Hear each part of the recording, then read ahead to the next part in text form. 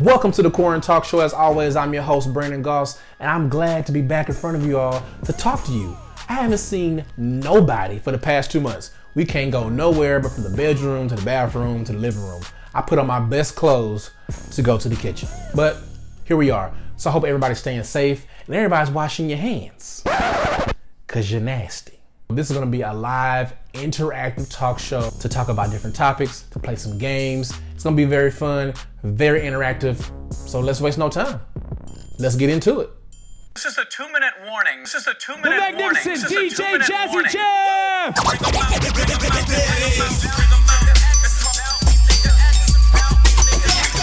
2-minute warning.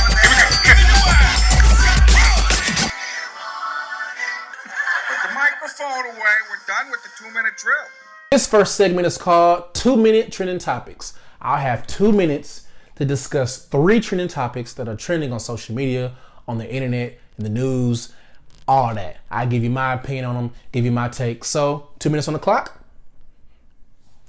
Let's get to it. Topic number 1 is Lizzo versus Diddy. No, this is not a wrestling match or a boxing match.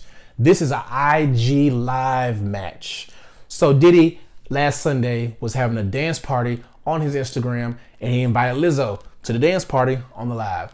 So Lizzo, being who she is, she started dancing, and things kind of started to get out of hand for Diddy. So according to Diddy, when Lizzo started dancing, he made her stop dancing because of the song that was playing. But people on social media feel like that Diddy stopped Lizzo from dancing is because Lizzo is trying to put on for the big girls. Because later on live, they invited Draya on the live. Draya, she's a slim, little, slim thick. So people are feeling that Diddy let Draya dance to the very, very famous Negro spiritual of Back That Ass Up. And he didn't let Lizzo dance. People are feeling like Diddy was fat shaming Lizzo, favoritism, colorism. People feel a different way about that. My opinion, I think that Diddy didn't want to see Lizzo dance and he wanted to see Draya dance because he may have a preference. There's nothing wrong with a preference, but that's just maybe how he felt. Do I think Lizzo's being inappropriate? No, I don't. She didn't even get a chance to get inappropriate, but Diddy stopped her. So what do you think? Was Diddy fat shaming? Was he playing favorites? Or he just didn't want to see Lizzo dance? Are people overreacting? Topic number 2, Teddy Riley versus Babyface. Now, these are iconic songwriters and singers amongst not just the black community, just music, period. And we've been waiting for a whole week to get this IG music battle between Babyface and Teddy Riley. And we finally got it. Teddy Riley had his whole band and backup dancers and DJ and his sound engineer and his songwriters. He had everybody in the studio and we couldn't hear nothing. Meanwhile, Babyface at his crib in his studio with his one phone, with his one aux cord on his IG Live playing the hits. And we're waiting on Teddy. Teddy trying to give a whole performance, trying to give a whole concert. Teddy Riley messed up the IG Live battle between him and Babyface. He did exactly what a person that's 50 plus would do on IG Live that don't know what's going on and don't know how to work it. He did it. And he did it all in a velour burgundy tracksuit with a matching fedora. Next time, Teddy, pull up with your phone, pull up with your aux cord, and leave it at that. That's it. And somehow, some way, out of the battle between Teddy Riley and Babyface, Tony Braxton's tweets were the real winner that night. And last but certainly not least, trending topic number 3. Now on my own personal Twitter, Brand_Goss, follow me, shameless plug. I commented on a tweet that was very, very racist. Apparently on TikTok, this couple, this boyfriend and girlfriend, they're both white, they made a very racist TikTok. Here's a video. Hey, today we're making niggers. First we have black. Yeah, Yeah. pretty black. Yeah. Next we have don't have a dad. Don't have a dad? Yeah.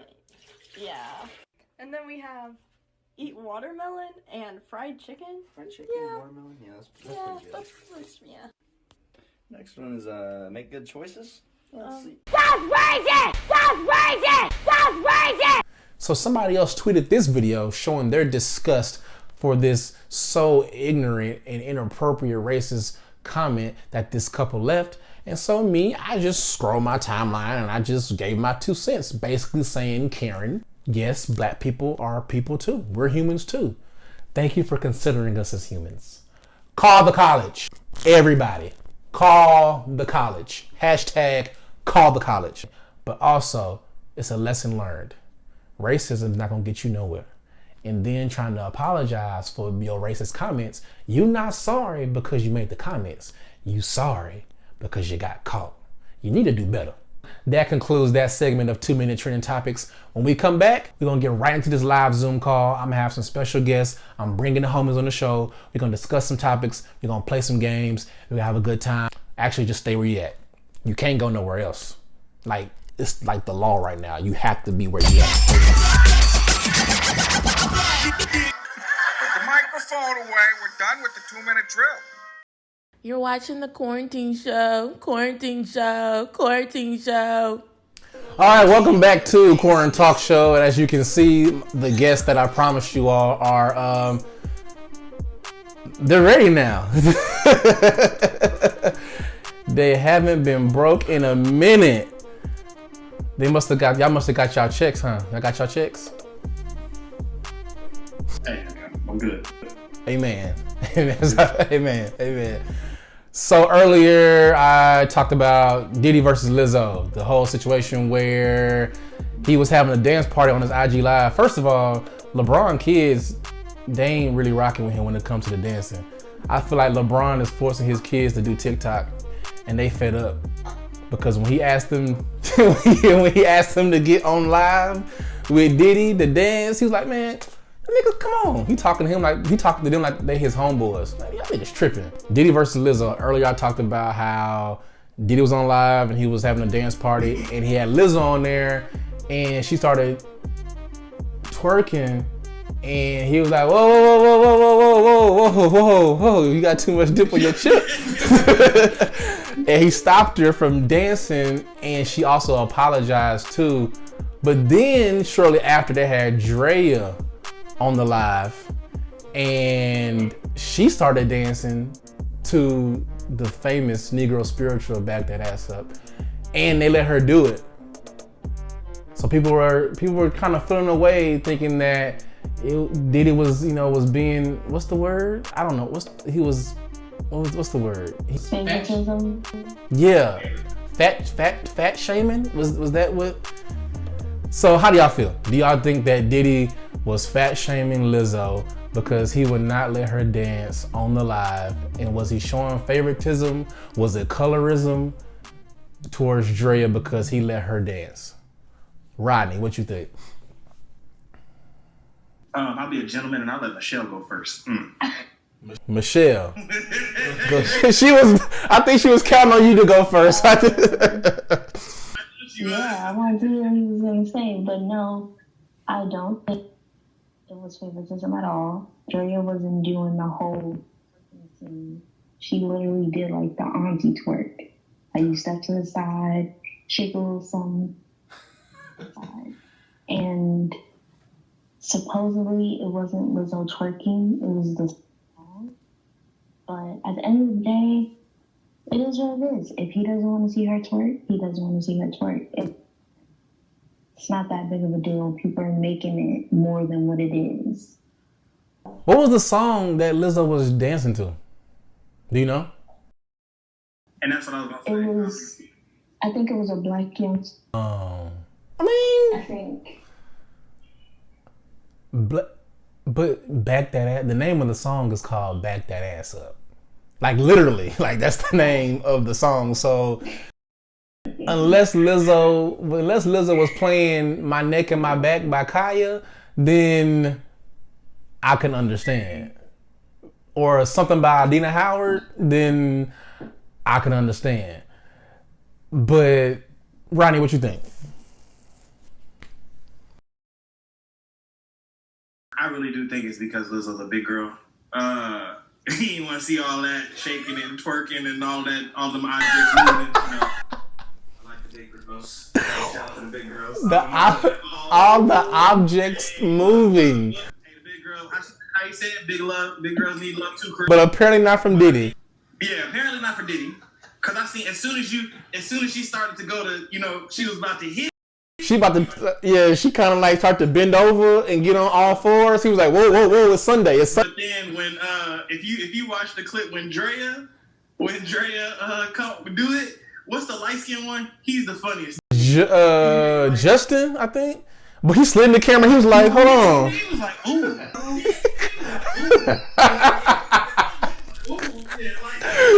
I mean, I don't mind if she big. Like I said, she be doing too much. But I think at that moment they didn't want to see all that. But when Draya got on, with her slender, She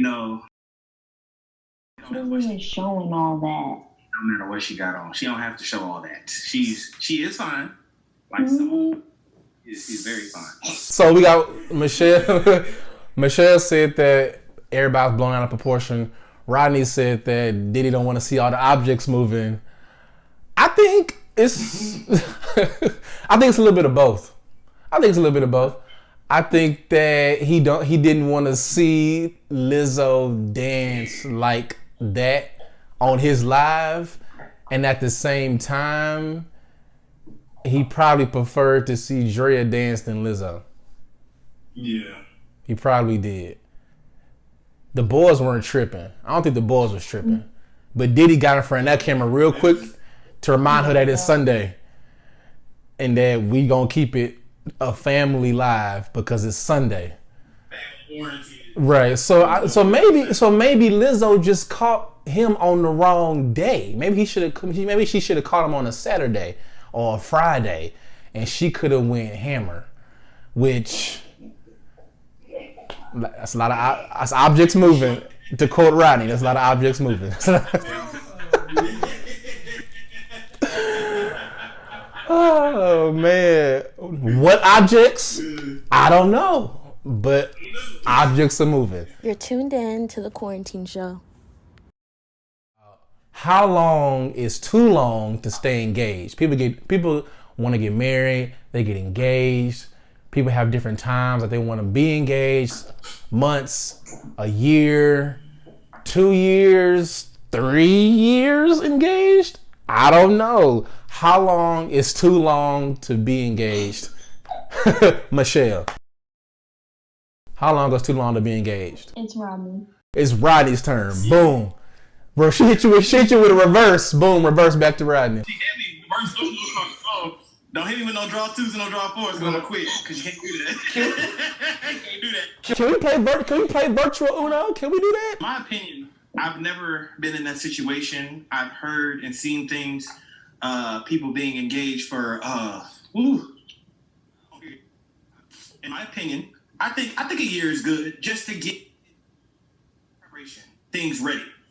Like we was laughing and joking last night, the night before, like, are we still good? We still doing this tomorrow? Like, we all right? I think that's real funny. But I think a year is good. I don't see the point if I've been, for example, in a relationship, Michelle, 5 years, and then the 6th year, I'm like, okay, this is the year. We're gonna go ahead and do it. What's the point of leaving? Waiting 2, 3 years to walk down the damn aisle and say, hey, yes, it's a go. We're doing it. Okay. It's a go. 365 days. Go ahead and get this done and over with. Like, ain't nobody got time for all that. Like, let's go ahead. Oh well, don't come to the reception. That's how I feel. You missed out. So you say a year, yeah, at the most, just for at planning the for max. people who maybe you have, for instance, I have a friend of mine who I work out with. Supposed to get married, I believe, in May or April, excuse me. And of course, they got to put it off for another. But his family lives in Japan.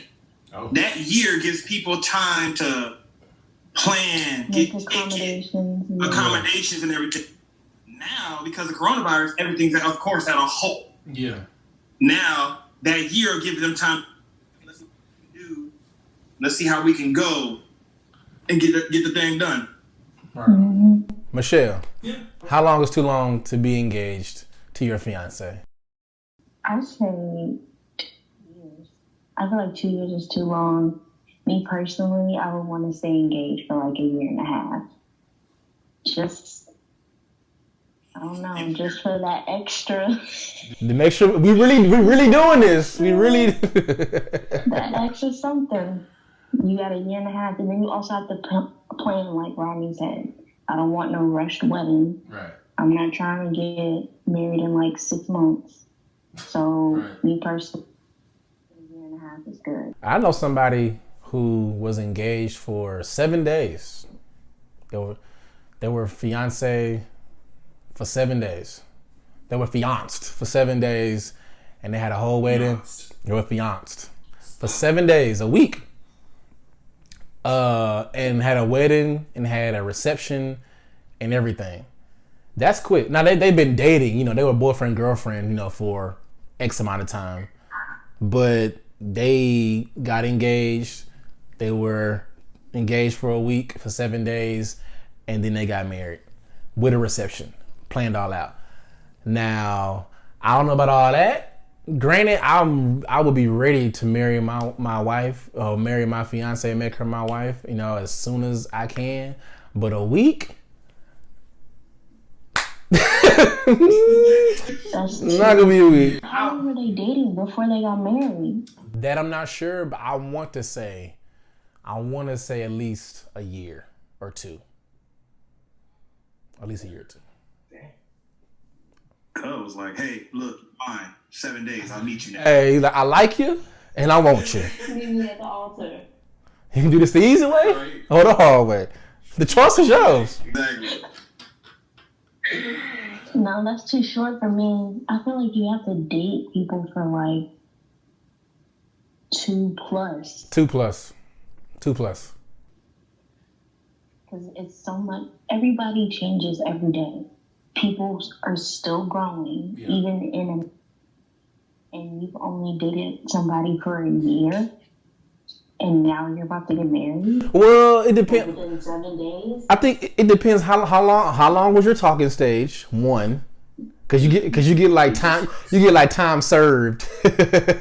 so it's like how long was your talking stage, and then when you actually get in a relationship, how long are you dating? So if your talking stage was 6 months, if y'all was in the talking stage for 6 months, then y'all actually were in a relationship for 2. So you've been together for almost 2.5 years, almost 3 years. So The talking stage. I hate that. That's so weird. I don't know. I don't count that because I count from the moment y'all are official. When y'all are official, that means it's just y'all two. And that talking stage, they gotta get rid of. They either keeping who they got until the very end of that talking stage. that's terrible. And then they gotta let them go. And so it's like, no, I'm not counting the talking stage. That's not. Well, no time served, I guess. No. No time served. But yeah, I think a year. I would say a year. Whatever. If I propose in July, you got from this July to next July to plan a wedding. But are you planning your wedding before you get engaged? Like, you have these conversations. I know me personally. Yeah. You have these conversations. You don't say what? If you with this person. If you with this person, if y'all been in a relationship for 3 years, we are at a very big age. So if us three are in a relationship at this moment in our lives, and we've been in a relationship with that person for 2+ years, this may be it. This may be the one. So I'm just saying, like, you may ask those, you may have those conversations like, so what colors would you like at the wedding? Or who would you invite? You just kind of just have those conversations, you know, just every now and then. I'm not saying you sit there, you plan out your whole wedding before, you know what I'm saying, it happened. But I'm just saying, you just kind of ask those questions just to see what the other person likes and what the other person thinks about just the topic. So yeah, I say a year and a half, 2 years plus, you dating all over again. So you might as well just start, you got a girlfriend again. Yo, keep it locked right here on the QuaranTalk Show.